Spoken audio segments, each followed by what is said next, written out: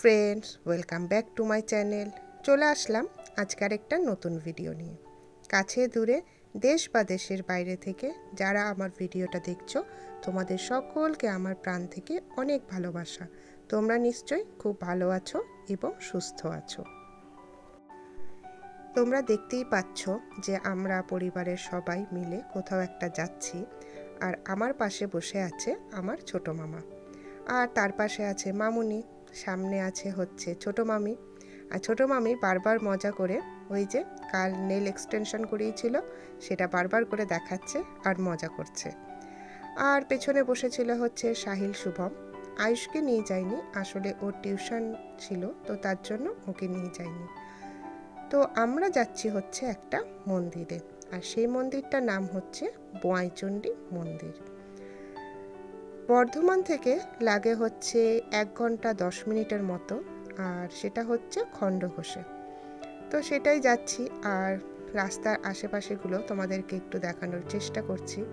তো main road থেকে আমরা ঢুকে গেছি গ্রামের রাস্তায়, আর এত সুন্দর লাগছিল তাই ভাবলাম তোমাদের সাথে একটু শেয়ার করে নিই, আর তার সাথে বলি হচ্ছে মন্দিরের ব্যাপারে। আর সেদিন এত গরম পড়েছিল যে কিছু বলার মতো না, কিছুই ভালো লাগছিল না। তো যেতে তো হবে, আসলে আমার ছোট ভাই সাহিল, ওর নামেই পুজো দেওয়ার ছিল, তো তার জন্যই আমরা সকাল সকাল বেরিয়ে পড়েছিলাম। আর তখন বাজছিল ওই 9টা সাড়ে 9টার মতো।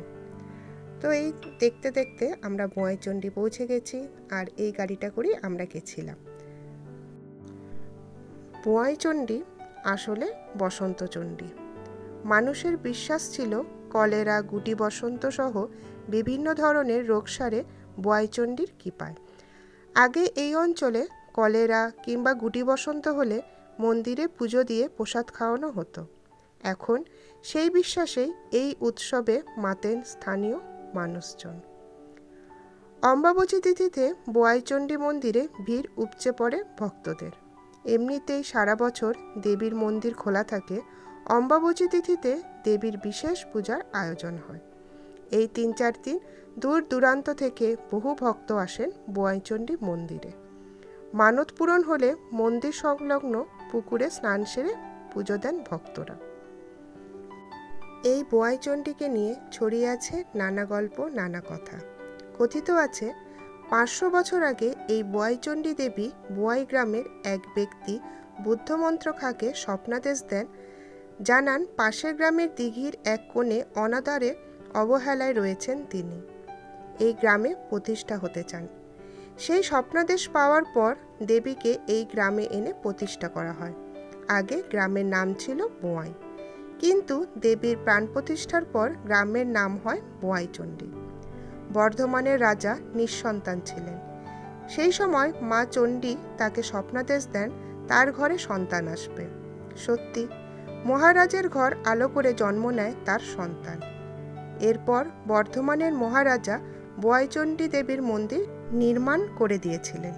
কলেরা কিংবা বসন্ত মহামারীর আকার নিলে মা বোয়াইচণ্ডী রক্ষা করেন বলে বিশ্বাস করেন এলাকাবাসী।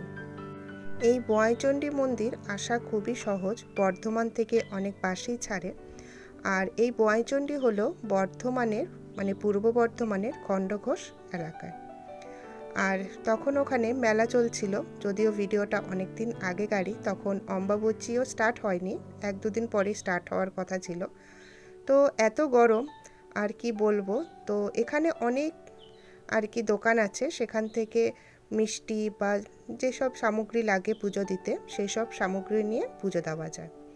আর আমরা যখন ওখানে দাঁড়িয়েছিলাম তো সেখানে বলি হচ্ছিল যে এই জিনিসটা আমার একদমই ভালো লাগে না, সত্যি কথা বলতে আমি একদমই সহ্য করতে পারি না, তাই আমি একটু সাইডেই ঘুরছিলাম।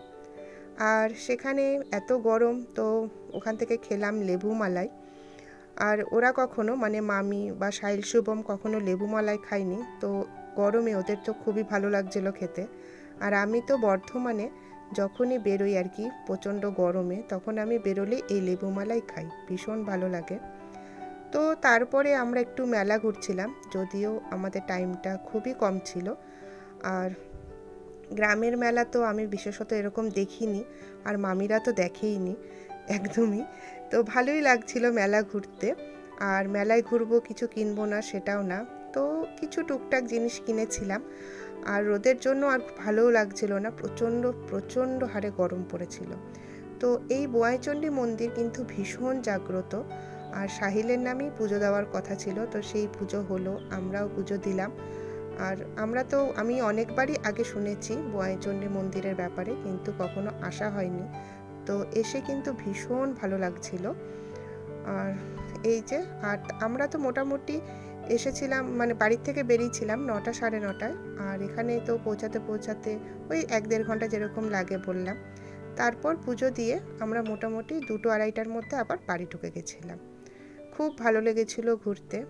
আর এই যে আমি দেখছি আর কি গলার কানেরগুলো, মানে কোথাও গেলে মেয়েরা কি আর এইসব ছাড়তে পারে, সে কিনবে কিছু না কিছু, তো সেটাই কিনছিলাম। আর এখান থেকেও কিনেছিলাম, এটা হচ্ছে হরেক মাল 5 টাকা, তো 5 টাকা দিয়ে আমরা অনেক কিছুই কিনেছিলাম এখান থেকে।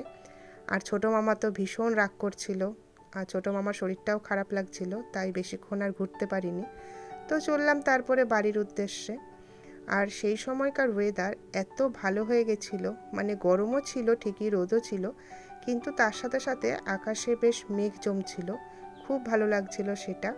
আর মনটাও একটু খারাপ লাগছিল, মনে হচ্ছিল যে আরেকটু থাকলে মনে আরও বেশি ভালো লাগতো, মানে স্বভাবতই যেটা আমাদের মন্দিরে গেলে হয় আর কি, মানে মন্দির থেকে বাড়ি আসতে ইচ্ছা করে না, সেরকমই ছিল। আর আমার যেসব মিষ্টি বন্ধুরা এখনও পর্যন্ত আমার ভিডিওটা দেখছো, তারা প্লিজ ভিডিওটা লাইক করে দিও। আর নতুন বন্ধু যারা আছো তারা প্লিজ আমার চ্যানেলটাকে সাবস্ক্রাইব করে দিও। তাহলে পরের দিন আসছি আরেকটা নতুন ভিডিও নিয়ে।